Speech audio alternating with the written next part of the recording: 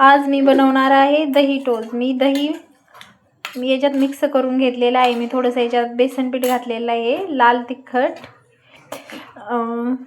थोडेसे जिरे, ओवा, लसूण पेस्ट करून घातलेली आहे। आपण बनवत आहोत दही टोस्ट। चला तर पाहू।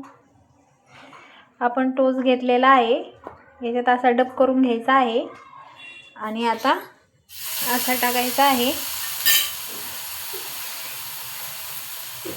तर पाहू शकता आपला हलका फुलका नाश्ता लहान मुलांना तर फारच आवडतात। आपण बनवू शकतो साध्या आणि सोप्या पद्धतीने।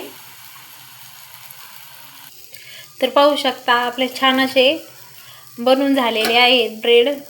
साधा आणि सोपा नाश्ता, झटपट होणारा, 10 मिनिटात पूर्ण होतो। खायला पण खूप छान लागतो, नक्कीच ट्राय करून पहा। तर बनून झालेला आहे आपला नाश्ता साध्या आणि सोप्या पद्धतीने।